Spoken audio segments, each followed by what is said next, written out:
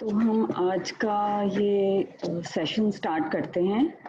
आइका एक संस्था है जो पिछले 16 सालों से आर्टिजन्स के साथ में काम कर रही है और ये जो नई श्रृंखला हमने शुरू करी है शिल्प संवाद, इसमें हम आर्टिजन कम्युनिटीज़ के साथ जो आजकल उनको जो आजकल की ये सिचुएशन है, इसके अकॉर्डिंग क्या वो फेस कर रहे हैं, इस पे कुछ सेशंस हम प्लान कर रहे हैं। तो अभी आजकल सब लोग जो बात कर रहे हैं वो है ई-कॉमर्स के बारे में कि जो हमारे बाज़ार, जो एग्ज़िबिशन सब लगती थी, वो सब हो गई है बंद और जो है भी शायद लोग उनमें जा नहीं रहे हैं। तो हर कोई जो बात कर रहा है वो है ई-कॉमर्स के बारे में। तो आज जो हमारा सेशन है वो सुमिरन जी के साथ में है। सुमिरन अहमदाबाद में गाथा.com के नाम से एक पोर्टल चलाते हैं और ये इन्होंने इंजीनियरिंग की अपनी पढ़ाई करी है और उसके बाद मास्टर्स करी है एनआईडी से यूज़र इंटरफेस में। इन्होंने 2009 में गाथा.com स्टार्ट किया था, जिसमें वो क्राफ्ट डॉक्यूमेंटेशन और स्टोरीज के अपलोड करते थे और 2013 में इन्होंने ई कॉमर्स स्टार्ट किया उसी प्लेटफॉर्म पे। तो सुमिरन, मैं आपका स्वागत करती हूँ। आप अपने बारे में थोड़ा सा और बताएं यूजर्स को और अपनी प्रेजेंटेशन शुरू करें। आई थिंक आपने बता दिया पर बेसिकली गाथा में जो है हम लोगों ने जो स्टार्ट किया था वो शॉर्ट स्टोरीज के हिसाब से किया था कि पहले ऐसा लगता था कि इंटरनेट के ऊपर पढ़ने के लिए शॉर्ट स्टोरीज नहीं होती, या तो बहुत रिसर्च वर्क होता था या फिर बहुत ही ज़्यादा टूरिस्ट के एंगल से इंफॉर्मेशन होती थी। अगर आप जयपुर जा रहे हैं तो आप जूतियाँ खरीद सकते हैं, आप कठपुतली खरीद सकते हैं। तो वी थॉट कि एक ऐसा स्टोरीज लिखी जाए जो लोगों को क्राफ्ट को लेकर थोड़ी अंडरस्टैंडिंग बढ़ाए और एक क्यूरियोसिटी भी जगाए। तो सबसे पहले हम लोगों ने उसके हिसाब से शुरू किया था। पर जब मैं स्टोरीज लिखना शुरू करी तो लोगों को काफ़ी पसंद आई और लोगों ने ये भी डिमांड करी कि हमें ये प्रोडक्ट भी चाहिए।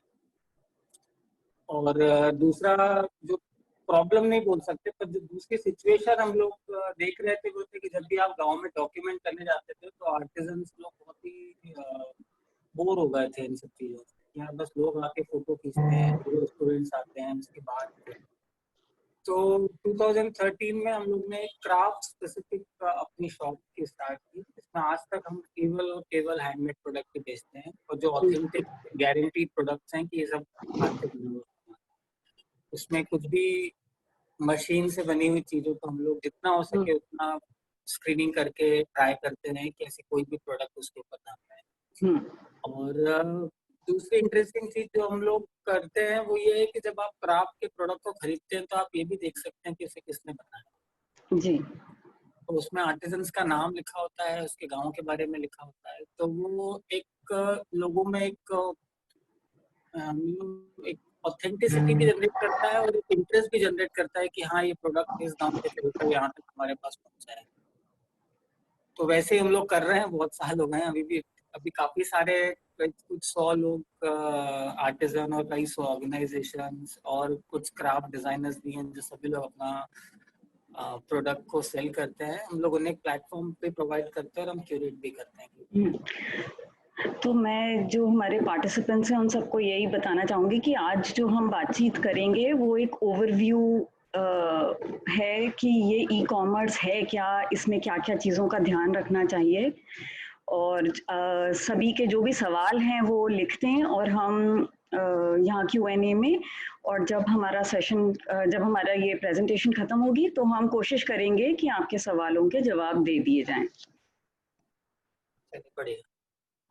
चलिए स्टार्ट करते हैं। तो अभी जो आज हम जिस टॉपिक के ऊपर बात कर रहे हैं वो है आज की समय में बिजनेस, या जिसको हम बोल सकते हैं ई कॉमर्स, इंटरनेट आने के बाद। और जिन टॉपिक के ऊपर हम लोग डिस्कस करेंगे वो बहुत ही क्राफ्ट स्पेसिफिक होंगे।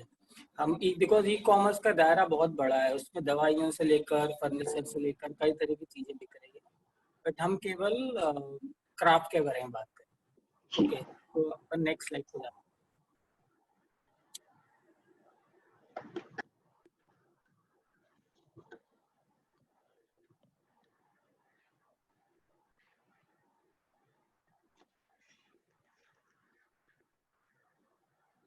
Okay next. या तो अगर हम बिजनेस की बात करें तो जो पहले हमारे यहाँ पे क्राफ्ट की जो प्रोडक्ट बनते थे उसे हम कहाँ से बेचते थे, तो बेसिकली अधिकतर जो प्रोडक्ट थे वो लोकली कंज्यूम होते थे, जिन्हें व्यापारी लोग जो थे पहले सातों दिन बनाते थे और उसके बाद फिर वो अपने आसपास के हाट बाजार में जाकर उन्हें बेचा करते थे। और कई सारे प्रोडक्ट जो थे वो व्यापारी लोगों को दिया करते थे जो उससे बिजनेस किया करते थे। तो अगर हम इस पुराने तरह के बिजनेस की बात करें तो जो बनाने वाला व्यक्ति था वो हमेशा एक अपने एरिया के अंदर ही रहता था। उसे ये नहीं पता होता था कि उसका प्रोडक्ट अगर कोई व्यापारी लेके जा रहा है तो वो कहाँ जा रहा है, और अगर वो जा रहा है तो वो कितने में बेच रहा है। तो इन सब चीजों से जो है वो कारीगर जो लोग थे वो हमेशा दूर रहते थे। हाँ, अगर लोकल लेवल पे कोई प्रोडक्ट आप बना के बेच रहे हो तो आपको उससे डायरेक्ट कस्टमर से इंटरेक्ट होने का मौका मिलता है और आपको उनसे फीडबैक मिलता है कि आपको क्या प्रोडक्ट चाहिए, कैसे प्रोडक्ट चाहिए या इसका कितना दाम है। बट वो सभी चीजें बहुत स्थानीय लेवल पे थी। तो ये सबसे पहले अगर हम अपने इंडिपेंडेंस की पहले की बात करें तो ऑलमोस्ट ये दो ही तरीके थे जिससे अधिकतर लोग बिजनेस को किया करते थे। Okay next. ओके, उसके बाद जो टाइम चेंज हुआ वो हुआ हमारी इंडिपेंडेंस या आज़ादी के बाद, जिसके बाद बहुत सारे ऐसे ऑर्गेनाइजेशंस और गवर्नमेंट जिन्होंने अलग अलग लेवल पे क्राफ्ट के मेलों को ऑर्गेनाइज भी करना शुरू किया। तो बनाने वाले लोग थे उनके पास बेचने के अभी और कई सारे ऑप्शंस खुल गए थे। या तो वो स्थानीय स्तर पे बेचते थे, इसके अलावा वो अपने सामान को लेकर इन प्रदर्शनी में या इन मेलों में जाया करते थे। और फिर इन मेलों में जाने से जो इंटरेस्टिंग चीज हुई वो ये हुई कि आपको अपने प्रोडक्ट का सही दाम पता चलना शुरू हुआ। फॉर एग्जाम्पल अगर मैं बोलूँ कि मान लीजिए हमें किसी गांव में रहकर एक साड़ी को बना रहे हैं जिसको हम स्थानीय लेवल पर 500, 700, 1000 में बेच रहे हैं, तो जब आप उस साड़ी को लेकर दिल्ली या बम्बई जाते हैं तो आपको पता लगता है कि ये साड़ी तो यहाँ पे 2500 में बिक रही है।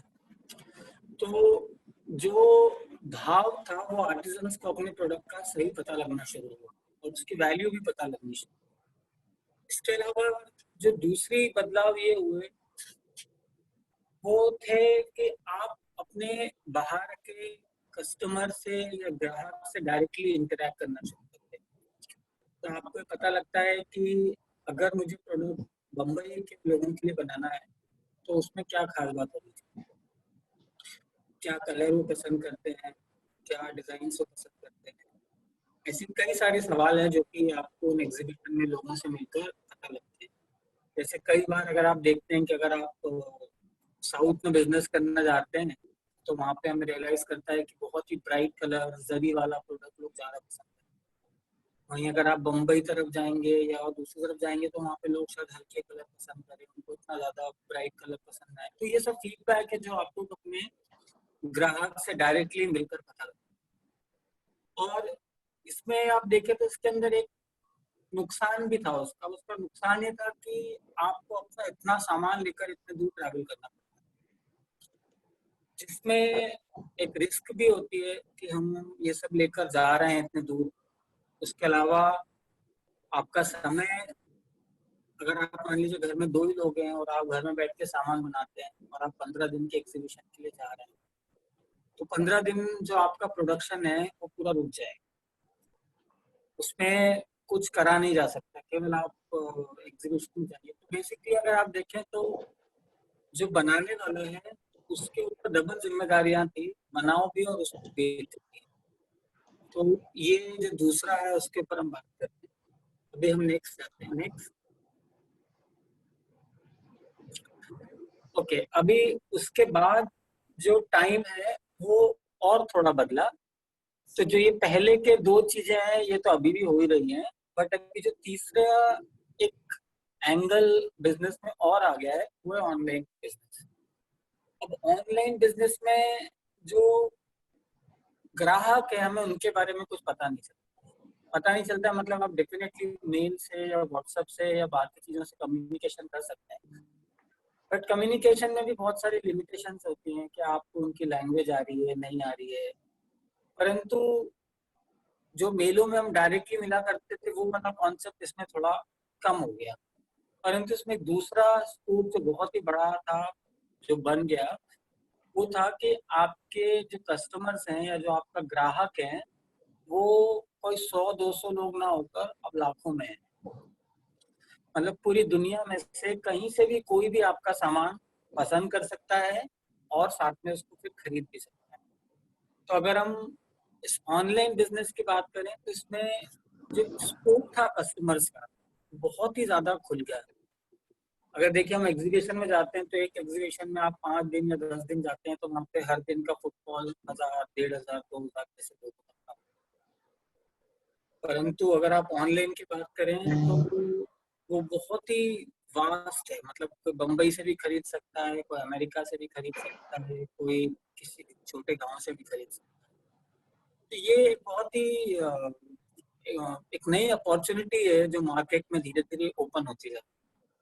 और इसमें जहाँ तक समय की बात है तो अगर आपका सही नेटवर्क बन जाता है या आप सब सीख जाते हैं तो टाइम की भी बहुत बचत हो सकती है। आपको कहीं जाने की जरूरत नहीं है, आप अपने घर में बैठकर या अपने गांव में बैठकर बिजनेस को कर सकते हैं और लोगों तक अपना सामान जो है वो भेज सकते हैं। तो ये ऑनलाइन में इस तरह से जो चीजें हैं वो काफी तेजी से बदल रही है। अब हम उसके बाद आइए बात करते हैं कि एक्चुअली ऑनलाइन बिजनेस में होता क्या। नेक्स्ट।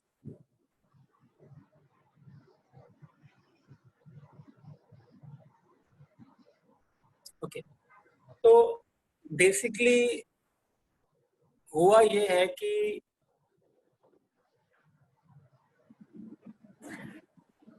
आप जो भी प्रोडक्ट है आप उन प्रोडक्ट को इंटरनेट के ऊपर किसी भी वेबसाइट के ऊपर शोकेस करते हैं और जो खरीदने वाला व्यक्ति है वो आपके प्रोडक्ट के फोटो को या आपके प्रोडक्ट के वीडियो को देखकर उसे पसंद करता है। वो वहां से आपको ऑर्डर देता है या पैसे ट्रांसफर करता है और उसके बाद आप उसके सामान को पैक करके उस तक पहुंचा देते हैं। अब ये सुनने में बहुत आसान सी बात लगती है कि उन्होंने पैसे दिए, हमने पैक किया, भेज दिया, पर इसके पीछे बहुत ही बड़े लेवल पे कई सारी टेक्निकल चीजें वो काम करती हैं, क्योंकि इसमें बहुत सारे प्रोबेबिलिटी या कम्युनिकेशन कॉम्बिनेशन बचते हैं कि सामने वाले ने पैसा दिया आपको मिला ही नहीं, या हो सकता है कि उसने पैसा आपको ट्रांसफर कर दिया और कोई चालाक उसने सामान भेजा ही नहीं, या अगर आपने सामान भेजा तो आपने गलत सामान भेज दिया। ऐसे बहुत सारे जो दिक्कतें हैं वो भी उसमें होती हैं, बट अगर उसको सही से फॉलो किया जाए तो वो एक अच्छी अपॉर्चुनिटी भी है। अभी इसमें कई सारे प्लेटफॉर्म्स हैं जिनके थ्रू लोग अपना सामान सेल करते हैं या जिन पे अपना सामान शोकेस करते हैं। अब आप देखिए जैसे इंटरनेट में कोई भी व्यक्ति कहीं से बैठ के भी अगर आपके सामान को ऑर्डर करे तो आप कोरियर के थ्रू उसको पैक करिए और उन तक पहुंचा दीजिए। तो बेसिकली ये एक सिंपल तरीका है जिसको मैं ग्राफिक्स के थ्रू आपको दिखा रहा हूँ, इसमें कि आपको पता लगेगा कि एक्चुअली बिजनेस का अगर सबसे सिंपल मॉडल समझे तो वो क्या है। Okay, next.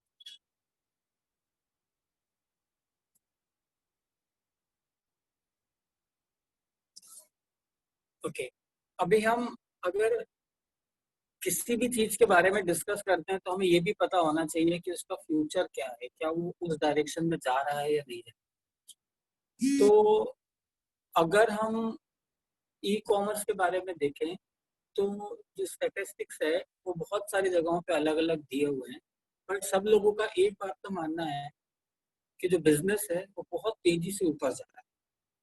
उसके बहुत सारे कारण हैं जो कि हम अभी आगे डिस्कस कर सकते हैं।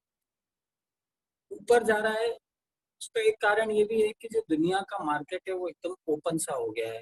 जो टेक्नोलॉजी है वो इतनी स्पीड से बदली है कि जो कम्युनिकेशन है उसने हम लोगों को आपस में कनेक्ट कर दिया है, जिसके कारण आप यहाँ बैठकर कहीं पर भी अपने सामान को बेच पा रहे हैं, और जिसके कारण जो ग्राफ है वो दिन पे दिन ऊपर बढ़ता जा रहा है। ओके, नेक्स्ट टाइम कुछ पॉइंट डिस्कस करते हैं कि एक्चुअली क्या था। देखिए, सबसे बड़ा कारण जो ई कॉमर्स बिजनेस का बढ़ने का है वो है इंटरनेट का विस्तार। पहले अगर हम देखें तो हम कुछ केबीपीएस के इंटरनेट की स्पीड को यूज किया करते थे। आज हम एमबीपीएस और इवन 100 एमबीपीएस से लेकर जीबीपीएस तक की स्पीड आ रही है। और जो इंटरनेट है वो हर जगह अवेलेबल है। मतलब अगर आप छोटे से छोटे गाँव तक भी जाएंगे या किसी डेजर्ट एरिया में जाएंगे तो आपको कुछ ही जगह ऐसी होंगी शायद जहाँ पर इंटरनेट अवेलेबल ना हो। नेट अवेलेबल है, तो नेट की अवेलेबिलिटी का फायदा ये है कि आप किसी भी चीज को कहीं पर भी एक्सेस कर सकते हैं, और आप कहीं से भी किसी भी चीज को कंट्रीब्यूट भी कर सकते हैं। फॉर एग्जांपल, अगर कोई आपका सामान कहीं बैठ के खरीद सकता है तो आप अपने गांव से बैठकर उसको अपलोड भी कर सकते हैं। तो इंटरनेट एक्चुअली बहुत बड़ा कारण है जो कि ई कॉमर्स बिजनेस में ऊपर ले जाने में हेल्प कर रहा है। उसके बाद अगर हम दूसरे कारण के ऊपर बात करें तो वो है स्मार्टफोन। देखिए, जो पहले फोन आया करते थे वो बहुत बेसिक कम्युनिकेशन के लिए फोन हुआ करते थे, बट आजकल जो हमारे पास फोन है वो बहुत ही फास्ट और बहुत ही स्मार्ट फोन है, जिनसे हम बढ़िया से बढ़िया फोटोग्राफी कर सकते हैं, वीडियो बना सकते हैं, उसे भेज सकते हैं, और बहुत तेजी से काम होता है। कई लोग तो अपना पूरे डॉक्यूमेंट प्रेजेंटेशन फोन के अंदर ही बनाते हैं। और जहाँ तक स्मार्टफोन के भाव की बात है तो लास्ट कुछ सालों से भाव भी इतने ज़्यादा कम होते जा रहे हैं कि वो आपको गांव-गांव में हर व्यक्ति के पास दिखना शुरू हो गया है। तो दूसरा कारण जो है वो है स्मार्ट फ़ोन का कारण, जो कि इस बिज़नेस को तेज़ी से ऊपर ले जा। इसके बाद अगर हम बात करें तो जो तीसरा कारण है वो है ऑनलाइन पेमेंट। अब ऑनलाइन पेमेंट बेसिकली अगर हम थोड़ा याद करें तो आज से अगर हमें कोई 5-10 साल पहले बोलता था कि मैं केवल ऑनलाइन ही पेमेंट करता हूँ तो कोई इसको विश्वास ही नहीं करता। परंतु आजकल हम अपने दिन का अधिकतर जो ट्रांजेक्शन है वो कार्ड के थ्रू ही करते हैं, और बहुत सारा ट्रांजेक्शन तो ऐसा है कि जिसमें आप अपना कार्ड को लिंक कर देते हैं और आपको पता भी नहीं चलता है, जब समय आता है तो आपका पेमेंट कट के आपके बिल जो है वो पे हो जाता है। तो इस लेवल पे जो पेमेंट की टेक्नोलॉजी है वो जा चुकी है। अब ऑनलाइन पेमेंट से दूसरा जो फायदा है वो ये है कि अलग अलग करेंसी वाले जो लोग हैं, अगर मान लीजिए कोई अमेरिका में बैठा है, उसको डॉलर में पैसा कमाता है वो, और उसको आपको रुपीज में पे करना है, तो वो अपने कार्ड के थ्रू कर सकता है। वो वहां से डॉलर में देगा, आपके अकाउंट में रुपीज में आएगा। तो ये एक दूसरा ऑनलाइन पेमेंट का फायदा है। उसके बाद हमने देखा अभी जो हमारी आजकल की सिचुएशन है उसके अंदर ऑनलाइन पेमेंट और भी ज़्यादा ज़रूरी हो गया है, क्योंकि अधिकतर लोग जो हैं वो करेंसी का एक्सचेंज सही नहीं समझते हैं। उन्हें लगता है कि इससे बीमारी हो सकती है या कुछ और चीज़ें हो सकती हैं, तो हर व्यक्ति अपने फ़ोन के अंदर अपने वॉलेट को या अपने कार्ड को यूज़ करके पेमेंट कर रहा है। तो जो ऑनलाइन पेमेंट है वो बहुत ही बड़ा एक तीसरा कारण है जिसको हम बोल सकते हैं कि ई-कॉमर्स बिज़नेस इतना तेज़ी से आगे बढ़ा है। इनफैक्ट हम आजकल ये भी देखते हैं कि आप भले ही अगर ऑनलाइन ऑर्डर करते हैं और जब सामान आपके घर आता है फिर आप उसका पेमेंट करते हैं, तो ये पेमेंट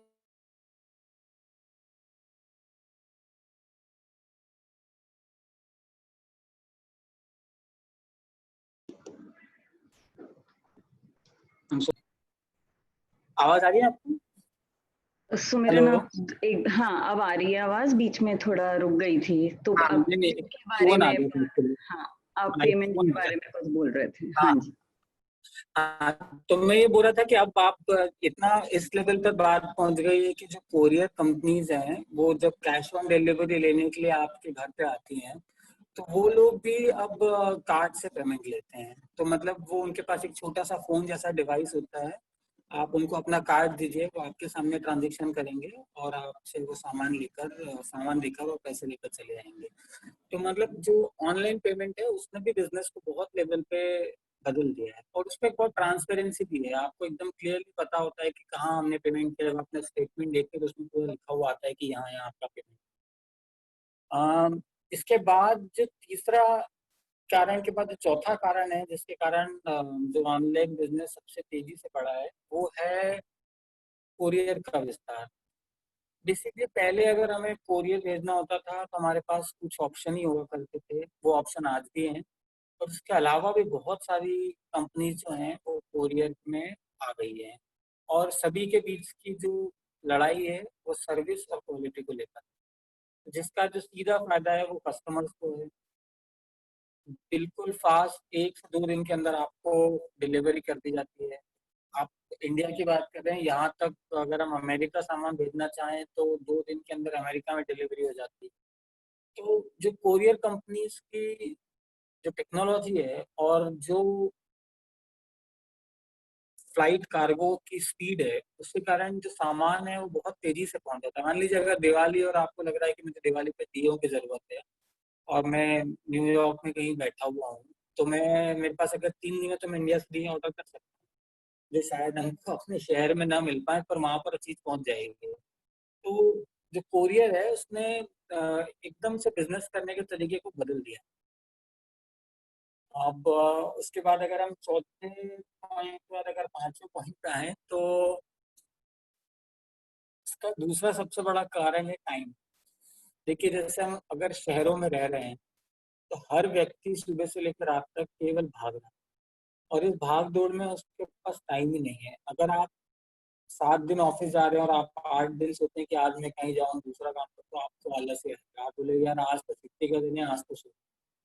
अब ऐसे में अगर आप बहुत एंथुजियास्टिक ना हो शॉपिंग को लेके, तो आप बोलोगे नहीं हमें तो घर पे ही रहना है, हम घर से ऑर्डर करें। और एक दूसरा कारण ये भी है कि जो दूरियां हैं वो इतनी ज्यादा हैं कि मान लीजिए अगर आप किसी शहर के इस कोने में बैठे हो और आपको पता है कि वो दुकान उस दूसरे एरिया में है या एग्जीबिशन दूसरे एरिया में है, मुझे वहां जाना है, तो आपको 1.5 से 2 घंटे तक लोगों को केवल एक तरफ जाने का समय लगेगा, फिर उतना ही समय वापस आने में।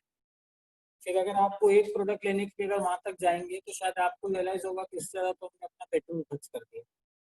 तो इस सिचुएशन में अगर आपको जेन्युइन चीज घर बैठे मिल जाती है तो लोग उसको प्रेफर करते हैं। तो ये भी एक कारण है कि कई सारी चीजें लोग घर में बैठ के ही मंगा रहे हैं। जैसे हमने देखा कि अभी जब कोविड सिचुएशन थी तो ग्रोसरी लोग घर मंगाए। आपने बैठ के, अब आपको पता है कि भाई पार्ले जी मंगवाना है या तेल मंगवाना है, तो उसके टाइम पता है, तो आप तुरंत ऑर्डर कर दीजिए, आपके घर पे सामान पहुंच जाएगा। इसको ये हम ऐसा नहीं बोल सकते हैं कि इसके कारण जो शॉपिंग का एक्सपीरियंस था वो खत्म ही हो जाएगा। नहीं, उसका अपना अलग मजा है कि आप दुकानों में जाते हैं, आप एग्जीबिशन में जा रहे हैं, आप सामान को देखते हैं। और कई सारी चीजों में समय भी एक कारण है कि आपको शायद एग्जीबिशन अभी लगी नहीं हुई है, या उस दुकान पहुंचेंगे तब तक सामान अवेलेबल होगा भी कि नहीं होगा। तो इन सब चीजों के कारण फिर आप ऑनलाइन शॉपिंग करने में अपना इंटरेस्ट जो है वो ज्यादा दिखाते हैं। अभी इसके बाद जो अगला पॉइंट है वो पॉइंट है कि कंपनियों की सर्विस। देखिए कोई भी बिजनेस अगर हम देखें तो वो सर्विस बहुत इंपॉर्टेंट रोल प्ले करती है। सर्विस का मतलब है कि अगर आप कोई भी सामान मुझसे खरीद रहे हैं तो कितना अच्छा आपका खरीदने का अनुभव है।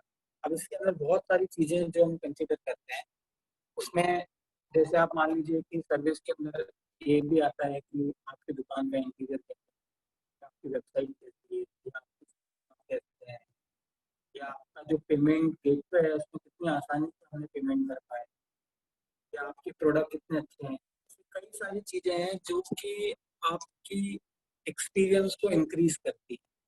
और दूसरी चीज है कि सर्विस में कि आप कितना तेज कम्युनिकेशन करते हैं। अगर मान लीजिए मैंने ऑर्डर किया और आप तुरंत मुझे बताते हैं कि हाँ आपका ऑर्डर हो गया है और हम इसको परसों भेज रहे हैं, फिर परसों टाइम पे आप बोल देते हैं कि अच्छा ये हमने भेज दिया, ये आपका ट्रैकिंग नंबर है जो आपको 2 दिन में मिलेगा। और अगर फिर वो 2 दिन एग्जैक्टली सामान मिल जाता है कस्टमर को तो उसके लिए एक अच्छा अनुभव है। तो ये सब चीजें सर्विस के अंदर कंसिडर की जाती है। तो अगर सर्विस अच्छी है तो लोगों का आपके बिजनेस के ऊपर विश्वास जो है वो बढ़ता जाता है। इसके अलावा एक जो बहुत ही बड़ा कारण जिसको हम बोलेंगे, जो कि ह्यूमन नेचर में चेंजेस बोल सकते हैं, वो ये है कि फोन को और कंप्यूटर को यूज करके हमारी यंग जनरेशन बोल सकते हैं, उनमें कैपेबिलिटी डेवलप हो गई है कि वो इमेजेस को देखकर भी चीजों को एनालाइज कर पाते हैं। जैसे मान लीजिए अगर आप किसी पुराने व्यक्ति को बोलेंगे कि आप इस फोटो को देखकर इसके मटेरियल को समझ लीजिए, तो शायद वो ना समझ।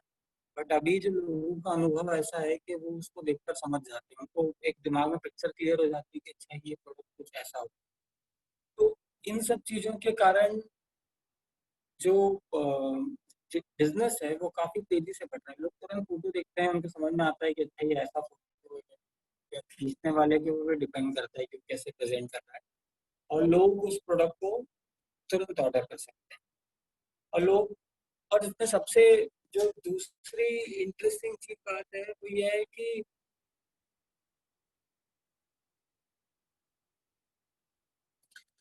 हाँ, तो दूसरी इंटरेस्टिंग जो बात है वो ये है कि हम पहले ऐसा सोचते थे कि जो फैब्रिक है या जो अपैरल है उसको हाथ लगाए बगैर आप सामान नहीं खरीदते, आप उसका मटेरियल को फील करना पसंद करते हैं, बट अब लोग खरीद रहे हैं।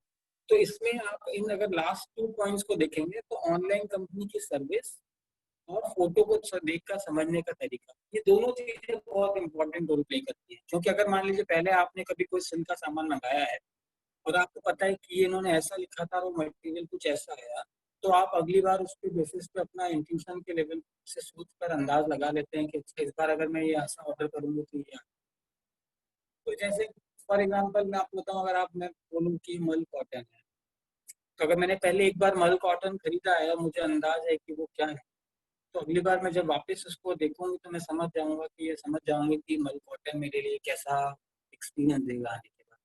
तो ये लास्ट कारण जो है ये भी बहुत बड़ा कारण है कि ई कॉमर्स बिजनेस है वो सक्सेस कर रहा है। Okay, next.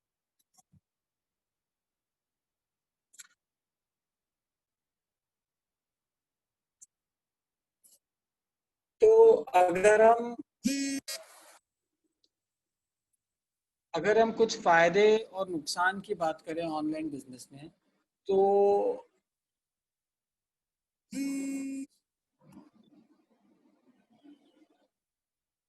आवाज आ रही है आपको दीदी?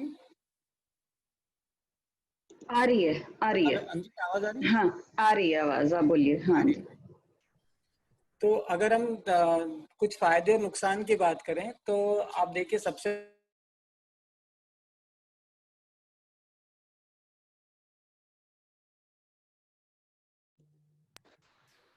सुमिरन, आपकी आवाज फिर कट गई। आप एक जी। एक सेकंड दीजिए मुझको, मैं थोड़ा हाँ।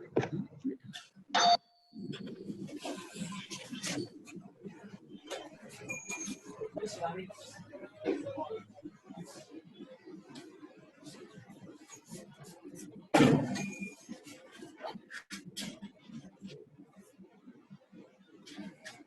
जी। तो हम जो ऑनलाइन बिजनेस है उसके अगर हम फायदे और नुकसान की बात करें, तो फायदे में अगर हम देखें तो जो व्यापारी लोग हैं, जो हमारे क्राफ्टमैन हैं, जो ऑर्गेनाइजेशन है, वो प्रोडक्ट को घर से बैठ कर ही बेच सकते हैं। आप किसी भी गांव में बैठे हैं, किसी भी छोटी जगह में बैठे हैं, आप वहां से बिजनेस को कर सकते हैं। आप अपने प्रोडक्ट को किसी भी साइट के ऊपर अगर अपलोड करते हैं या खुद की साइट के ऊपर अपलोड करते हैं तो पूरी दुनिया में कोई से कहीं से भी देख सकता है। आजकल एक से बढ़िया पेमेंट गेटवे है जिनके थ्रू लोग पेमेंट कर सकते हैं, और आप सामान को पैक करके किसी को भी दिया जा सकता है। तो सबसे बड़ा फायदा है कि हम घर से बैठ के बिजनेस कर सकते हैं। उसके बाद सेकेंड पॉइंट है कि हम दुनिया में कहीं पर भी सामान को भेज सकते हैं। देखिए, पहले जैसा कि हमने डिस्कस किया कि एग्जीबिशन में हम जाते थे तो जो वहाँ का फुटफॉल होता था एग्जीबिशन का, या जो लोग उस शहर में रहते थे वो ही केवल आपके प्रोडक्ट को देख पाते थे। सेम चीज दुकान की भी है। अगर हम किसी दुकान को किसी एरिया में खोलते हैं तो उस एरिया के या उस शहर के लोग इस दुकान में सामान को आकर देखते हैं। बट मान लीजिए ऑनलाइन में अगर आप देखते हैं तो पूरी दुनिया में से कोई भी आपके सामान को देख सकता है और उसे खरीद सकता है। तो जो शो का बिजनेस था सडनली बहुत बड़े लेवल पे बढ़ जाता है।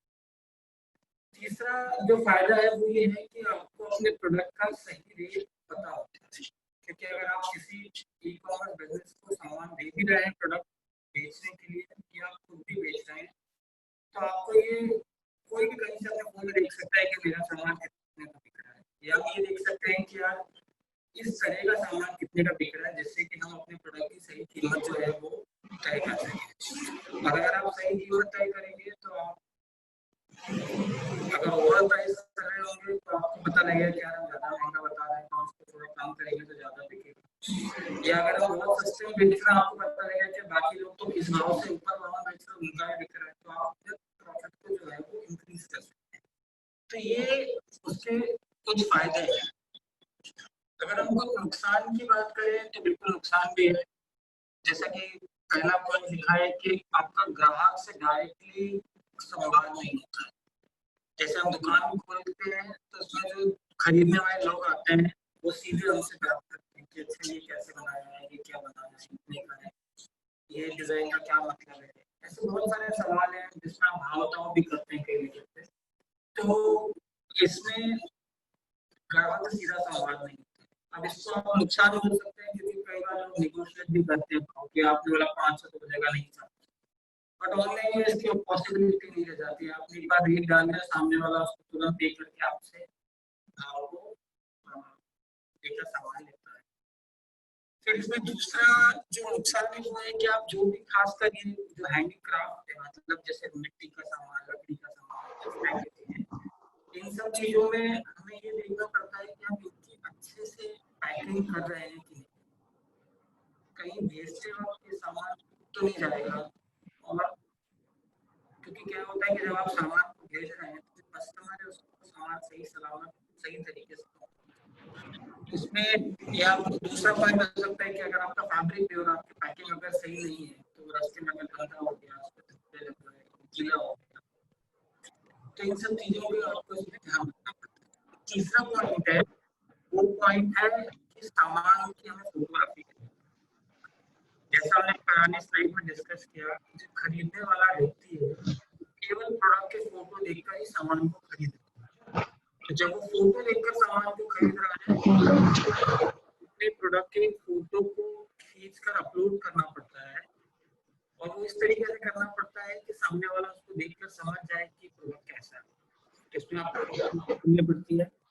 और लास्ट पॉइंट जो है आपको इसकी हर प्रोडक्ट की जानकारी सही से देनी। सुमिरन आपकी आवाज थोड़ी एको कर रही है, आप जरा या तो माइक के पास जी। अभी क्लियर आ रही है? बेटर है पहले से जी।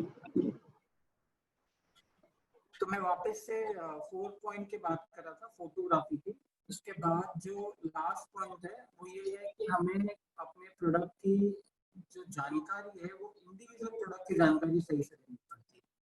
फॉर एग्जांपल अगर मान लीजिए हम अलग अलग तरह की साड़ियाँ हैं उनमें डिफरेंट मटेरियल है, तो हमें हर प्रोडक्ट के बारे में बताना पड़ेगा कि इसके अंदर मटेरियल क्या है, इसकी लंबाई क्या है, इसकी टेक्निकल बातें क्या है, जिससे कि लोग उसको देखकर समझ पाए कि ये प्रोडक्ट की जो क्या बोलना चाहिए टेक्निकल स्पेसिफिकेशन जिसको हम बोलेंगे कि वो किस तरीके से। सिमिलरली अगर मान लीजिए आपका कोई अगर आपने एक कप बनाया है तो अगर आपने कप की फोटोग्राफी करी तो वो उतना काफी नहीं होगा, आपको बताना पड़ेगा कि वो किस मटेरियल का बना है, उसका साइज क्या है, उसका डायमेंशन क्या है, उसका वेट क्या है।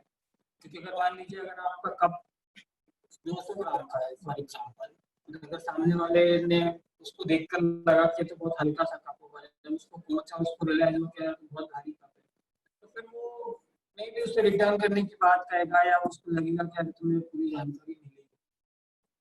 तो इसके हिसाब से सही जानकारी देना जो है बहुत ही जरूरी है। Okay next. ओके अभी हम इस बारे में बात कर रहे हैं कि एक्चुअली ऑनलाइन बिजनेस में कितने टाइप के ई कॉमर्स है। तो अगर हम देखें तो देखिए, नाम तो हम यहाँ पर डिस्कस नहीं कर रहे हैं कि कौन कौन सी वेबसाइट्स हैं, पर हम अगर उनको कैटेगराइज करके बात करें तो बेसिकली हम उसको 3 तरह की कैटेगरी में डिवाइड कर सकते हैं। जो पहली कैटेगरी है वो ये है कि आप अपनी वेबसाइट खुद बनाएं, मतलब उसमें आपको A to Z सब कुछ खुद ही करना पड़ेगा, या आप अपनी ऑर्गेनाइजेशन की हो सकती है, कोई आर्टिजन जैसी खुद की वेबसाइट हो सकती है, या आर्टिजन का समूह की वेबसाइट हो सकती है। तो उसमें आपको उसकी टेक्नोलॉजी, उसका पेमेंट, उसकी फोटोग्राफी, उसकी सारी डिटेल सब कुछ खुद ही अपलोड करनी पड़ेगी, कोरियर खुद देखना पड़ेगा। तो ये सारी चीजें जो है वो करनी पड़ेगी। इसके अलावा कई सारे दूसरी सोशल नेटवर्किंग साइट भी है जिन पे भी आप अपने प्रोडक्ट को अपलोड करके लोगों तक पहुंच सकते हैं। तो पहला तरीका ये है। दूसरा है सिमरन, फिर से थोड़ी आवाज ब्रेक हो रही है, या तो आप थोड़ा धीरे बोलें जिससे कि वो शब्द पूरा सुनाई दे।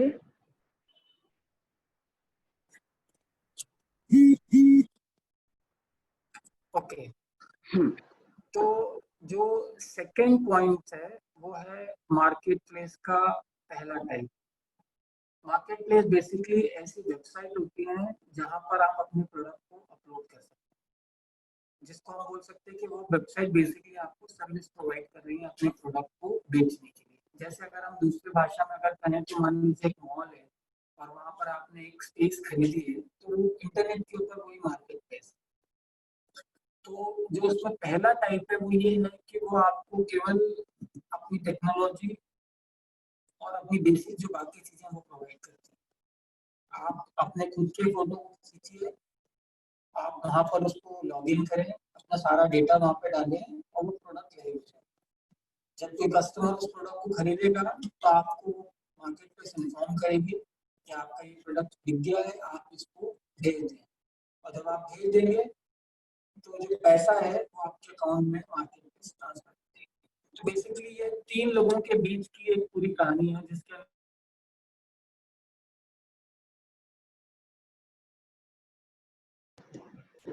मुझे लगता है ये फिर से आपको बताना पड़ेगा क्योंकि आपकी आवाज। अच्छा, तो मैं बोल रहा हूँ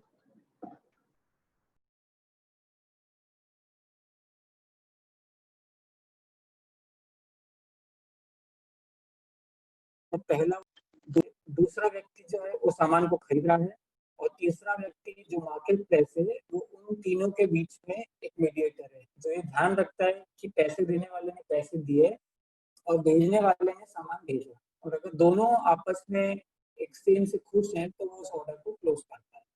खुश का मतलब है कि बेसिकली जब मैंने आप मार्केट प्लेस को पैसा दे दिया तो ये भी चेक करेगा कि जो सामान आपने भेजा है पैसे देने के वाले को वो सही है कि नहीं, और वो भी खोज है कि नहीं। तो जब इस तरह की सिचुएशन बन जाती है तो पैसा फिर आपके अकाउंट में जो है वो ट्रांसफर कर देते हैं। तो ये एक पहले टाइप का मार्केट प्लेस है। दूसरा मार्केट प्लेस वो भी है जिसमें जो आर्टिजन हैं या जो ऑर्गेनाइजेशन है वो अपना सामान उनको भेज सकती हैं, और जो मार्केट प्लेस है वो खुद फोटोग्राफी, कोरियर सारी चीजों का ध्यान रखता है, और बदले में वो जो जो सामान आपका बिकता जाता है उसका आपको पेमेंट जो है मंथली 15 दिन के अंदर आपके अकाउंट में करता जाता है। तो यही जो मॉडल है इसको हम पहले स्टोर में कंसाइनमेंट का मॉडल भी कहते हैं, जिसमें हम दुकानों पे अपने सामान को देते थे और फिर दुकान में जो जो सामान बिकता था उसके बेसिस पे हमारा पेमेंट जो है वो होता जाता था।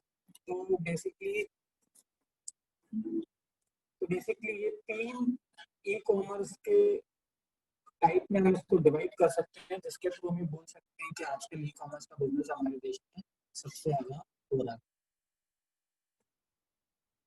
Okay, next.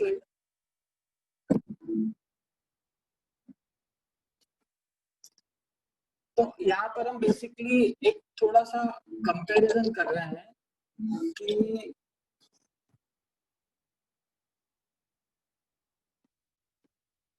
हाँ ये वाली हम यहाँ पर ये कंपैरिजन कर रहे हैं कि दोनों जगहों में क्या होता है। तो एक तरफ मान लीजिए बात कर रहे हैं कि हम उस सामान को दुकान से सेल करना चाह रहे हैं, और दूसरी तरफ हम बात कर रहे हैं कि हम उसको ऑनलाइन बेचना चाहिए। तो जब हम दुकान की बात करते हैं तो जो ग्राहक आता है वो खुद सबसे पहले सामान को देखकर चेक करने के बाद आपको पैसे देता है। तो जो रिटर्न के चांसेस हैं वो बहुत ही कम रहते हैं, क्योंकि उसने खुद ने अपनी आंखों से सामान को खोलकर और परख कर बेसिकली लिया है। जबकि ऑनलाइन में वो आपको पैसे दे देता है, उसके बाद आप सामान पैक करके उसको भेजते हैं। जब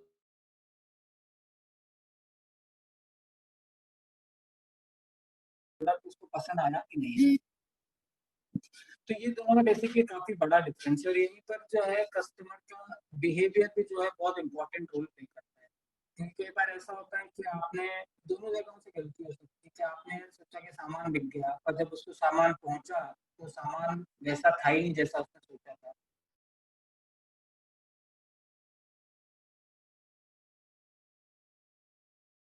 लंबा होता है यहाँ पे एज कम्पेयर टू नॉर्मल जो अपनी सेल होती है, उसमें अपने को तुरंत फीडबैक मिल जाता है कि हाँ पसंद आ गया, हम ले। दूसरा जो पॉइंट है कि जो हम एग्जीबिशन में सामान बेचते हैं उसमें पेमेंट हमको तुरंत मिलता है। सामने वाले ने बोला, ग्राहक ने, कि यार मुझे साड़ी पसंद है और ये इसके आप पैसे लीजिए, और ये मैंने खरीद ली। ऑनलाइन में ये थोड़ा सा साइकिल लंबा हो जाता है, क्योंकि वो सामान जब कस्टमर को पहुंचता है उसके बाद उसका पेमेंट जो है कंफर्म होता है। अब इसमें दुकान से बेचने में जो तीसरा पॉइंट है वो ये है कि जो हमारे ग्राहक हैं वो केवल आसपास के लोग हैं। जैसा मैंने आपको पहले बोला कि या तो आपके एग्जीबिशन में आने वाले लोग या फिर उस शहर के लोग, मैक्सिमम शहर भी पूरा नहीं आता। परंतु ऑनलाइन में आप किसी भी कंट्री के व्यक्ति को सामान सेल कर सकते हैं। तो आप स्कोप बहुत ही बड़ा है, मतलब इसमें कहीं से कुछ भी कोई ऑर्डर कर सकता है, तो ये सबसे बड़ा एडवांटेज है। फिर जो दुकान से हम सामान को अगर सेल कर रहे हैं तो वहाँ पर हमको ये इतना ध्यान रखने की जरूरत नहीं होती कि हमने उसकी पैकिंग सही से करी थी। कई बार ऐसा होता है कस्टमर ही अपने साथ बैग लेकर आता है, या मैक्सिमम आप एक छोटे से बैग के अंदर सामान रख के उसको दे देते हैं बाहर की तरफ। अब ई कॉमर्स में क्या, आप किसी के घर भेज रहे हो सामान कोरियर कर रहे हो, तो आपको उसको थोड़ा पैक करके ढंग से करना है। दुकान से बेचने वक्त आप या एग्जीबिशन जाते वक्त आप घर से बैठकर इस बिजनेस को नहीं कर सकते।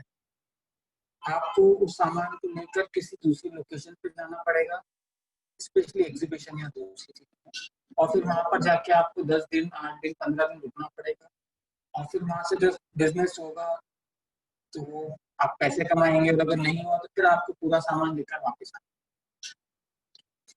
जबकि ऑनलाइन बेचने में हम ये कर सकते हैं कि या तो अगर हम किसी थर्ड पार्टी को अपना सामान दे रहे हैं तो हम देखकर भूल गए और हमको रेगुलर पैसा आता जा रहा है, या फिर अगर हम घर से मैनेज कर रहे हैं तो जैसे जैसे ऑर्डर आ रहा है हम, स्पेशली आज इस जो सिचुएशन है जिसमें कि जो लॉकडाउन लगा हुआ है, जिसमें बाहर जाना सेफ नहीं, उस सिचुएशन में घर से बिजनेस करना सिक्योर अपॉर्चुनिटी। मतलब अगर आपको महीने के 5-10 हज़ार रुपये भी कमा रहे हैं तो छोटे शहर में तो बुरा ऑप्शन। फिर जो सबसे लास्ट पॉइंट यहाँ पे मैंने मेंशन किया है वो है कि जब हम फिजिकल दुकान को खोलते हैं तो हमें उसके साथ बहुत सारे खर्चे भी करना है। अगर आप किसी बड़े मॉल के अंदर दुकान खोलेंगे तो उसका किराया ही लाखों, फिर आप उसमें एसी लगाइए, फिर आप उसको सुंदर तरीके से प्रेजेंट करिए, ऐसी कई सारी चीजें जो हैं जो अदर एक्सपेंडिचर उसके साथ होती हैं। फिर ऑनलाइन में ये खर्चा दुकान की तुलना में काफी कम है। आपको एक ऑफिस चाहिए डेफिनेटली, बट उसमें जरूरी नहीं है कि आप उसको जो प्रेजेंटेशन है उसका वो बेसिकली फोटोग्राफी होती है, उससे ज्यादा उसमें अगर आपके फोटोग्राफ अच्छे हैं तो आपका प्रेजेंटेशन और वेबसाइट की यूजेबिलिटी और बाकी चीजें अलग। परंतु फिजिकल स्पेस में बहुत सारी सुमिरन, चीजें। फिर आपकी आवाज बहुत गड़बड़ हो रही है। अच्छा ऐसा है क्या? और फोन तो वहीं कहीं रखा हुआ है। अभी क्लियर है? नहीं, क्लियर नहीं है ज्यादा।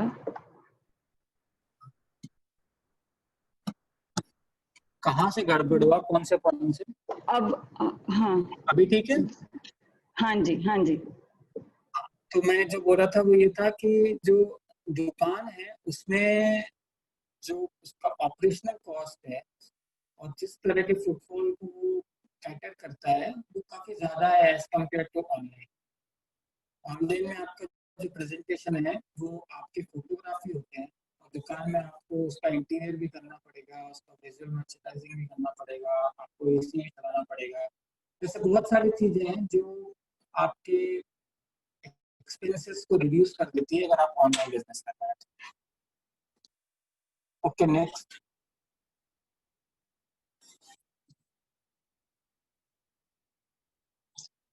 तो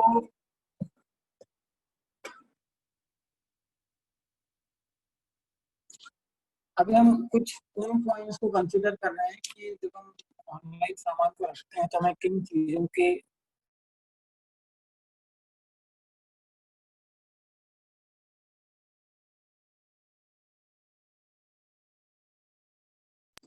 तो जो पहला पॉइंट हम यहाँ पे डिस्कस कर रहे हैं वो ये है कि जो आपका प्रोडक्ट है वो प्रेजेंटेबल होना चाहिए। प्रेजेंटेबल का मतलब है कि वो देखकर लोगों को सुंदर लगना चाहिए, अट्रैक्ट करना चाहिए। जैसे मान लीजिए अगर हम किसी शोरूम को खोलते हैं तो हम उसके बाहर वाले हिस्से में कुछ प्रोडक्ट को बड़े सुंदर तरीके से प्रेजेंट करते हैं, जिसमें बाहर से चलते हुए किसी व्यक्ति को देखकर एकदम से लगे कि यार ये प्रोडक्ट कितना बढ़िया है, चलो इसको खरीदा। तो सेम चीज ई कॉमर्स बिजनेस में ये है कि आपके जो फोटोग्राफ हैं वो लोगों का ध्यान खींचे, जिससे उनको लगे कि हाँ यार अभी काफी ट्रिकी है, मतलब कुछ लोग बोल सकते हैं कि इससे फर्क पड़ेगा नहीं पड़ेगा, बट हमारा ऐसा मानना है कि सुमिरन, आपको ये फिर से पूरा बताना पड़ेगा, वॉइस बहुत खराब है। अच्छा एक मिनट।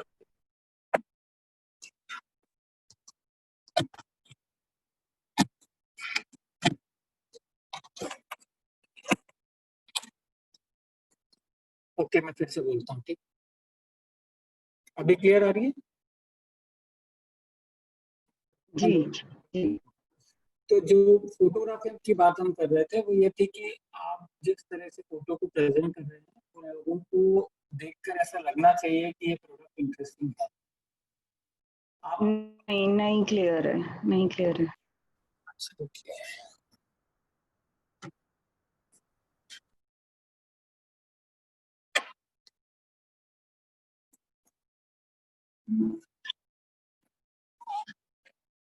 आप क्लियर है?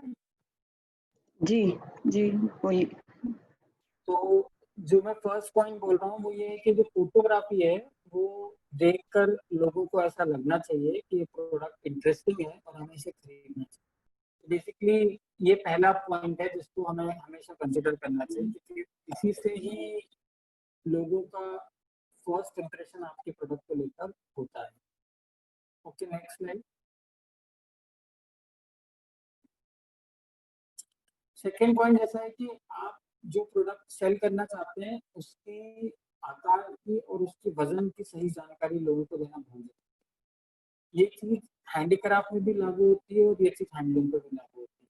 मान लीजिए अगर हमने प्रोडक्ट की किसी तरीके से फोटोग्राफी करी है, उसके साथ अगर कोई ऐसा ऑब्जेक्ट है जो ये बताता है कि उस प्रोडक्ट का या उस पे बने हुए मोटिव का डायमेंशन क्या है, तो वो एक खरीदने वाले को ये अंदाजा देता है कि ये मोटिव या ये प्रोडक्ट कितना बड़ा है। तो अगर इस तरह से एक्सप्लेनेशन रहता है तो डेफिनेटली जो बायर है आपका वो जल्दी डिसीजन ले सकता है। Okay next.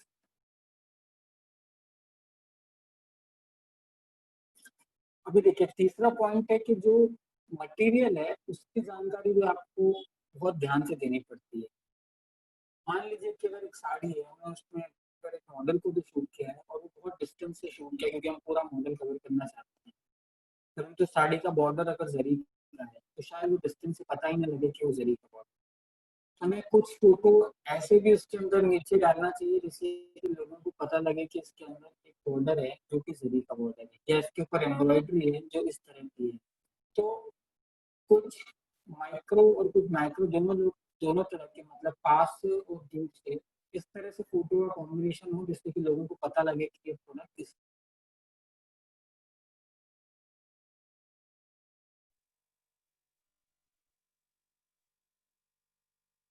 नेक्स्ट चाहिए। हाँ। तीसरा चौथा पॉइंट जो है वो ये है कि हम अपने प्रोडक्ट के भाव को किस तरीके से तय कर रहे हैं। देखिए क्योंकि ई कॉमर्स बिजनेस में दो तरह से चीजों को किया जा सकता है। या तो पहले आपका जो भाव है, जो आपका एमआरपी, उसके अंदर ही आप कोरियर का भाव इंक्लूड कर दें, या फिर जब कस्टमर सामान के पैसे देने के लिए आखिरी में पहुंचे तब आप उसको बताएं कितना कोरियर का चार्ज। अब इसमें ध्यान देने वाली बात यह है कि अगर आप प्रोडक्ट के भाव को कुछ इस तरीके से बनाएं कि सामने वाले को ये ना लगे कि आप मेरे ज्यादा कोरियर का पैसा दे रहे हैं। फॉर एग्जाम्पल, अगर मान लीजिए आप एक दिया आप 10 रुपए का बेच रहे हैं और आप उसको 50 रुपए कोरियर दे रहे हैं, तो सामने वाले को अगर आप एक दिया के लिए 50 रुपए कोरियर देंगे तो वो बोलेगा तो बहुत महंगा हो रहा है। बट अगर आप सेट ऑफ 5 दिया बना के बोलते हैं कि कोई 5 दिए हैं जिसको हम एक साथ बेचेंगे और उसका आपको कोरियर 50 रुपए लगेगा, इसका भाव 30 रुपए 40 कुछ कम करके, तो सामने वाले को लगेगा हाँ कि यार ये इतने मटेरियल के लिए इतना कोरियर देना मेरे लिए। तो बेसिकली ये थोड़ा सा कैलकुलेशन है जिसके अंदर आप कुछ सस्ते प्रोडक्ट की ग्रुप बनाकर या कंबाइन करके इस तरीके से प्रेजेंट कर सकते हैं जिससे कि लोगों को उसका भाव और उसमें ऐड होने वाले कोरियर का चार्ज जो है वो एक्स्ट्रा है।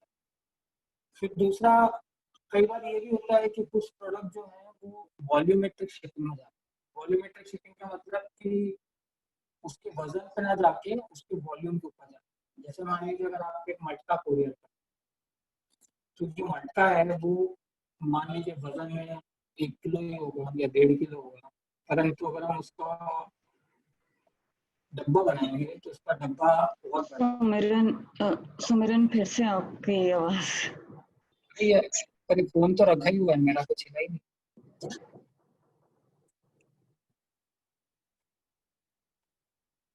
अभी क्लियर हुई? जी जी। शायद इंटरनेट का प्रॉब्लम है। हाँ, तो मैं ये बोल रहा था कि जो मान लीजिए वॉल्यूमेट्रिक शिपिंग है, वो वॉल्यूमेट्रिक शिपिंग का भी हमको ध्यान रखना पड़ता है। जैसे कि मैंने एग्जांपल दिया अभी आपको कि मान लीजिए एक मटका है, तो अगर हम मटके का वजन के हिसाब से चले जाएंगे तो वजन उसका शायद 1 या 1.5 किलो होगा।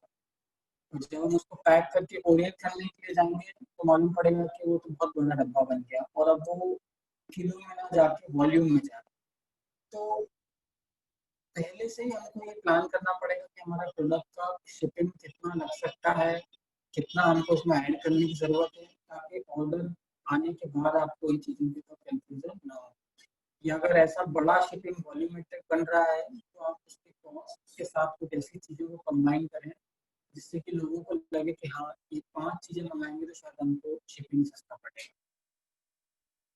तो जो पांचवा पॉइंट है वो ये है कि जो प्रोडक्ट है उसकी जो फोटोग्राफी करके हमने प्रेजेंट किया है साइट के ऊपर, हमें ट्राई करना चाहिए कि हम एग्जैक्टली वही प्रोडक्ट भेजें जो कि हम फोटोग्राफ में दिखाना चाह रहे हैं। कई बार हमें ऐसा लगता है कि हम थोड़ा बहुत यहाँ वहाँ करके प्रोडक्ट को भेज देंगे तो कस्टमर को पता नहीं चलेगा, पर एक्चुअली लोग जो फोटोग्राफ देखकर सामान ऑर्डर करते हैं वही एक्सपेक्ट करते हैं कि सेम प्रोडक्ट है। हाँ, कुछ लेवल पे थोड़े बहुत चेंजेस, मान लीजिए अगर जैसे हम डीए का एग्जांपल ही ले रहे हैं तो अगर डीए में थोड़े बहुत डिफरेंस आएंगे तो it's not a big issue, मतलब वो सामने वाला समझता है कि हाथ से बना सामान है तो ये चलता है। बट अगर आप मान लीजिए साड़ी है और उसमें अगर कोई ब्लॉक प्रिंट का स्टाइल है, आपने बीच में कोई दूसरा ब्लॉक डाल दिया और आप वही भेज दें और आपको लगे वो चल जाएगा तो शायद वो ना चले।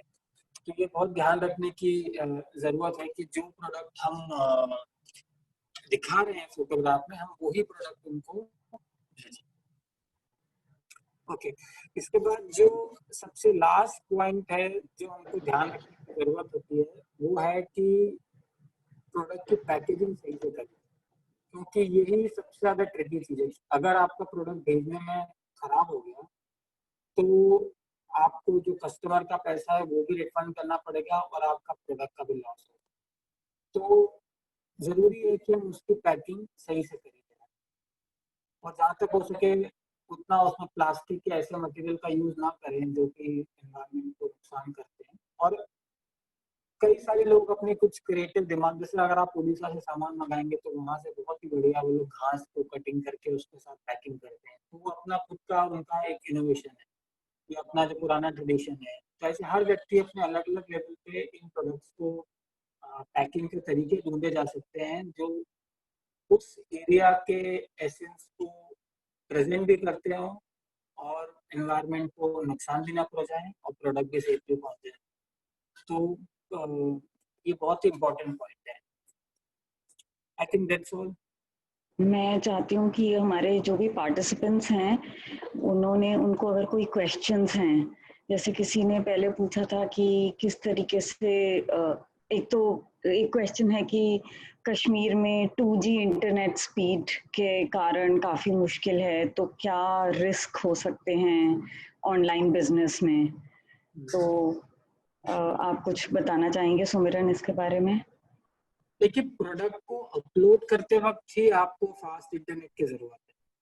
तो अगर आपके कहीं पर कैफे है या कहीं पर इंटरनेट की लाइन क्या बोलते हैं ब्रॉडबैंड आ रहा है, ब्रॉडबैंड नहीं भी आ रहा है, अगर केबल वाला नेट आ रहा है, तो आप प्रोडक्ट को अपलोड करते वक्त बस उसका ध्यान रखना है कि इसमें आपको फोटो को अपलोड करना है। और जहाँ तक स्पीड की बात है, तो इंटरनेट पे ऑलरेडी हम जो फोटो अपलोड करते हैं वेबसाइट, वो बहुत ही छोटी साइज की होती है, क्योंकि टेक्निकली आप जितना बड़ा फोटो अपलोड करते हैं वो कस्टमर को खुलने में उतना ही टाइम लगाता है, जो कि एक सेल को ड्रॉप होने का बहुत बड़ा रीजन भी माना जाता है। अगर आपका साइट फटाफट नहीं खुलती है तो जो कस्टमर हैं वो आपके साइट से एग्जिट ले लेते हैं, क्योंकि उनका टाइम बहुत वेस्ट होता है। तो हर व्यक्ति या हर प्लेटफॉर्म यही चाहता है कि जो फोटो अपलोड हो वो बहुत ही कम साइज की फोटो हो, कुछ केबीज में नहीं।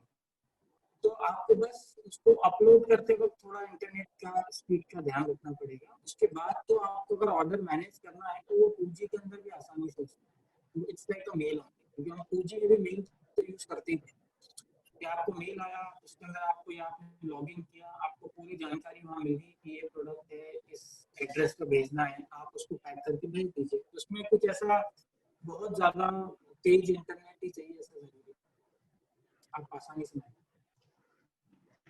और किसी ने ये पूछा है कि they have e-commerce platform for artisans but I have difficulty in connecting with reliable ones.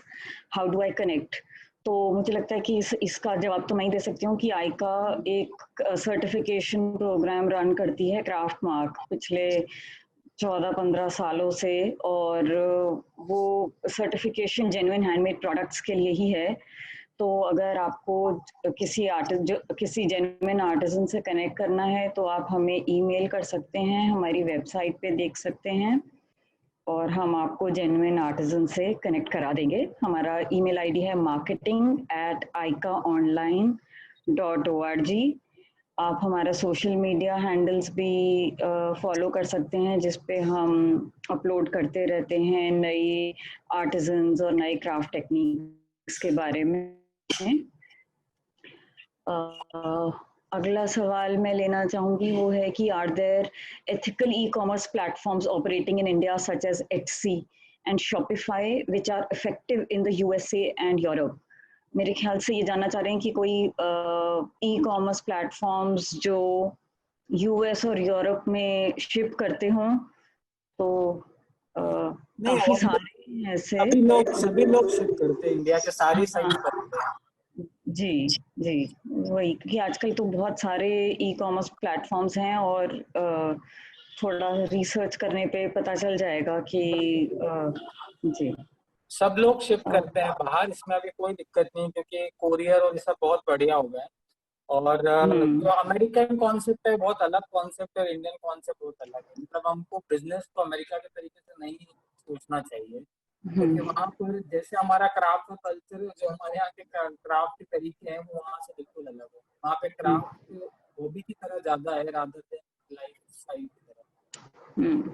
तो जो Etsy में भी जो लोग सामान बेचते हैं वो बेसिकली क्राफ्ट डिजाइनर या हॉबी वाले लोग हैं जो सामान बेचते हैं।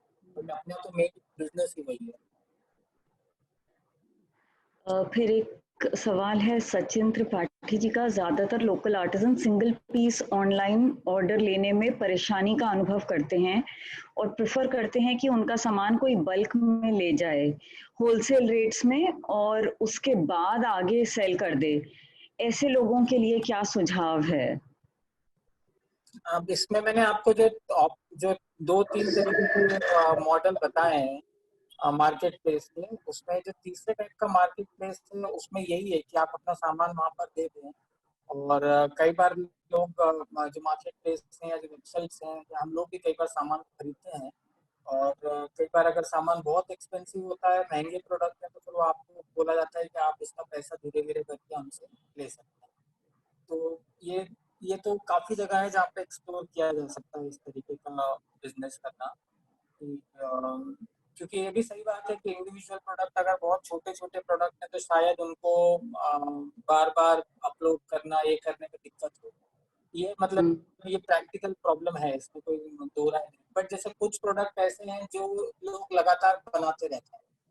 जैसे मान लीजिए अगर मैं एक for example wood carving box की बात करूँ, तो सेम डिज़ाइन आप बार-बार अगर बना रहे हैं और आपके पास स्टॉक रहता है, तो ऐसे प्रोडक्ट को आप आसानी से ई-कॉमर्स के ऊपर डलवा सकते हैं किसी भी प्लेटफॉर्म से टाई अप करके, और कभी-कभी भी ऑर्डर आए तो आपको उसमें कोई नुकसान तो है नहीं, आपके पास स्टॉक में रहता है। बट हाँ, एक सिंगल टेक्सटाइल के अंदर प्रॉब्लम है कि आपने एक ही साड़ी बनाई थी, आपने उसको फोटोग्राफी करके डलवाया, फिर अगला नेक्स्ट क्या, ये तो प्रॉब्लम है। तो इसके लिए क्या जो लोग जो लोग ये ई कॉमर्स का एवेन्यू एक्सप्लोर करना चाहते हैं, तो उनको क्या क्या चीज़ों का ध्यान रखें वो कि भाई एक प्रोडक्ट जिसके कि आप मल्टीपल पीसेस हों, वैसे प्रोडक्ट्स को अपलोड करना ज़्यादा सही रहेगा सिंगल सिंगल पीस के कंपैरिजन में? हाँ, मतलब अगर आप खुद मैनेज करना चाहते हैं कोरियर करना, सुमिरन? उसको लगता है कि आप खुद उसको अपने घर से डिलीवर करें लगातार जब भी ऑर्डर आए, तो ऐसे सीन में आप पहले उन प्रोडक्ट से शुरू कीजिए जिनके पास आपके पास शायद 2-3-4 पीसेस जो है हमेशा रहते ही रहते हैं। तो आपको एक स्टार्ट मिलेगा। बट आपके पास अगर सिंगल प्रोडक्ट्स हैं और आपको लगता है कि इसकी मैं कहाँ फोटो खींच के बार-बार रखूँगा, तो ये ऐसे प्रोडक्ट आप डायरेक्टली दे सकते हैं कि आप इसको फीचर करिए, जो पेमेंट आए तब आप उनको पे कर, या भेज सकते हैं, जो भी, मतलब दोनों ऑप्शंस हैं।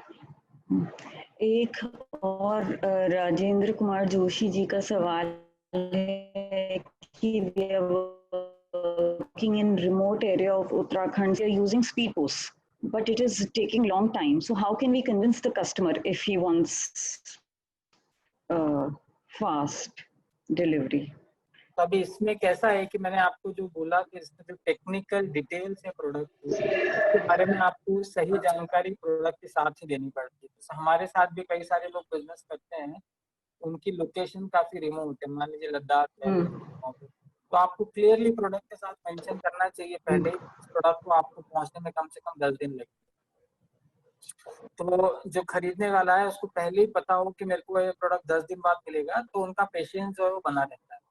बट अगर आप ऐसा बोल दो कि हम 2 दिन में भेज देंगे और 10 दिन लगाएंगे, तो फिर वो एक इम्पेशेंट हो जाते हैं कस्टमर को, ऐसा जी, भी जो नहीं। कि आपने बताया कि हाँ, जैसा आप अपने प्रेजेंटेशन में बता ही रहे थे कि जो चीज़ हम दिखा रहे हैं हम वही भेजें, और अगर हम कह रहे हैं कि ये चीज़ 10 दिन लगेंगे तो वो लग 8 दिन में ही, हाँ, अगर आपको लग रहा है कि 8 दिन में पहुंच जाएगा तो आप ये कह सकते हैं बेस्ट कि है। जी आपको 10 दिन लगेंगे, तो जी वो जी। जल्दी पहुंचने पे कोई कंप्लेन नहीं करेगा, पर लेट पहुंचने में हर किसी को कंप्लेंट होगी ही होगी।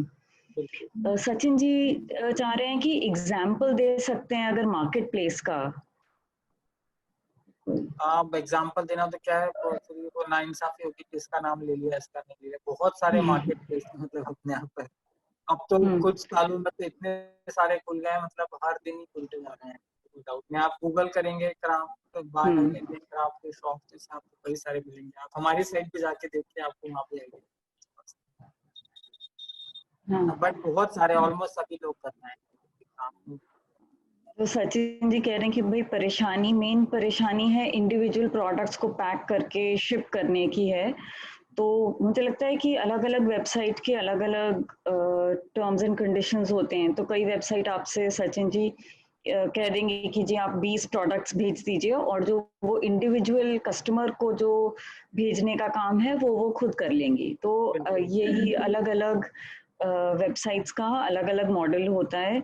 तो वो आपको अपने बिजनेस के अकॉर्डिंग मतलब आप चूज कर सकते हैं कि आपको कौन सा सूट करता है। कई लोगों को लगता है कि जी मैं 20 प्रोडक्ट्स अगर वेबसाइट को दे दूंगा तो मेरा स्टॉक ब्लॉक हो गया, तो वो मेरे पास अब 3 महीने बाद ही वापस आएगा, तो वो प्रेफर करेंगे कि मैं अपने आप ही इंडिविजुअली जो कस्टमर का ऑर्डर है मैं उसको कर दूं, कि मेरे पास जो 20 पीसेस हैं स्टॉक में वो मेरे पास ही रहें, कि मेरे दुकान कोई आए तो मैं उसको भी दिखा सकूं, और ऑनलाइन आए तो वहाँ पे भी। तो हर एक आर्टिजन का अलग सिस्टम है, हर एक वेबसाइट का अलग सिस्टम है, तो हम ये श्रृंखला के माध्यम से बस आपको अवगत करा रहे हैं कि ये अलग अलग चीजें हैं, आपको क्या सूट करता है वो हर एक को अपने हिसाब से ही देखना पड़ेगा। बिल्कुल। और इसमें इसमें जैसे जैसा आप बोल रहे हैं सुमिरन कि जी, आपके लिए क्वेश्चन है, what kind of work is Gatha involved in currently? What kind of work? हाँ, नहीं, वर्क तो मतलब हम लोग basically we are into craft stories and research. Then जो हमारा go and check out our website for और गाथा। उसी के साथ ही क्वेश्चन है कि क्या गाथा इंडिविजुअल आर्टिस्ट के प्रोडक्ट्स को लिस्ट करते हैं? जी जी, बिल्कुल करते हैं। आप उसमें ऑनलाइन शॉप है shop.gatha.com, वहाँ जाकर आप देखेंगे तो आपको कुछ 100 आर्टिजन के प्रोडक्ट वहाँ पे लिस्टेड हैं। और जैसे मैंने शुरू में भी कहा, करीब 100+ ऑर्गेनाइजेशंस और क्राफ्ट डिजाइनर्स जो हैं वो लोग भी अपने प्रोडक्ट को फीचर करते हैं, तो हम उसको प्रेजेंट करने का काम करते हैं। जैसा पहले वाले क्वेश्चन में था, वो बिल्कुल सही बोला आपने कि आपको लगता है कि आपका स्टॉक ब्लॉक हो जाता है, बट एक दूसरा सिचुएशन भी है कि मान लीजिए अभी कुछ एग्जीबिशन हो ही नहीं रही है, कोई कोई ट्रैवलिंग नहीं हो रहा, मूवमेंट नहीं हो रहा, आपके पास स्टॉक पड़ा हुआ है इतने महीने से, तो आप उस स्टॉक को महीने भर 15 दिन के लिए किसी ई कॉमर्स वेबसाइट को दे सकते हैं कि भाई चलो महीने भर में 30% 40% में बिका तो इसमें हमारा कोई नुकसान तो नहीं। तो वो भी और अगर आप एक बार इस तरीके से बिजनेस आपका सेट होता है तो आप हमेशा जब भी एग्जीबिशन खुलने के बाद भी ये प्लानिंग कर सकते हैं कि मुझे अपने स्टॉक का 30% सेल यहाँ से मिलेगा, 40% सेल एग्जीबिशन से मिलेगा, 20% मेरे को दुकान से मिलेगा। तो इस तरीके से प्लानिंग अगर आप बड़ा बिजनेस की तरफ जाते हैं तो आप करी जा सकती है। जैसे बड़ी कंपनियां भी प्लान करती हैं कि भाई जैसे ही प्रोडक्ट आएगा तो न्यू अराइवल के नाम पे हम 20% सेल करेंगे, फिर हम एंड ऑफ सीजन सेल के नाम पे खोल के फिर बाकी 30% 40% बेचेंगे, फिर और बचा हुआ जो है उसको वो क्लियरेंस सेल बोल देंगे या उसको और कहीं हम डलवा देंगे या फैक्ट्री आउटलेट में भेज देंगे। तो ऐसे करके आप प्लान कर सकते हैं कि भाई जो मेरा फ्रेश नया कलेक्शन आएगा उसमें मैं अपने 20% 30% प्रोडक्ट को ऑनलाइन डालूंगा और 30% को मैं अपने दुकान से बेचूंगा। फिर जो मेरे पास बचा हुआ सामान था उनको मैं छोटे एग्जीबिशन में या जो लोग मेरे घर आ रहे हैं उनको तो मैं होलसेल के अंदर में भी बेच सकता हूँ। तो ये आपकी स्ट्रैटेजी हो सकती है कि आप कैसे उसको एग्जीक्यूट करना चाहते हैं। बट करेंट सिचुएशन में कोई दिक्कत नहीं है, आप थोड़ा बहुत सामान अगर रखते भी हैं तो हो सकता है बल्क ऑर्डर की अपॉर्चुनिटी।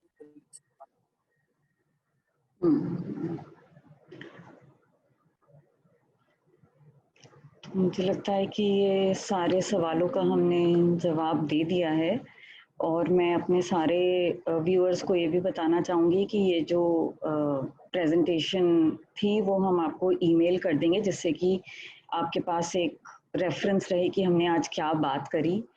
और हम हर हफ्ते एक नए टॉपिक पे ये शिल्प संवाद के अंतर्गत एक सेशन रखेंगे, तो आप हमारे सोशल मीडिया को फॉलो करिए और आपको उसकी जानकारी वहाँ पे मिलती रहेगी। और सुमिरन, मैं आपका बहुत धन्यवाद करना चाहती हूँ कि आपने अपना समय निकाल के कुछ बातें बताई सबको ई कॉमर्स के बारे में और कुछ सवालों के आंसर्स दिए, तो thank you very much. Thank you very और मच। जी आप सब लोग से भी बोलूंगा कि आप भी जाए और हमारी वेबसाइट देखें और please get in touch with us, और आपके थ्रू भी अगर कोई टच में आना चाहे तो आप प्लीज कनेक्ट करें। जी जी, ज़रूर। जी, ओके, ठीक थैंक है, you. Thank you, thank you.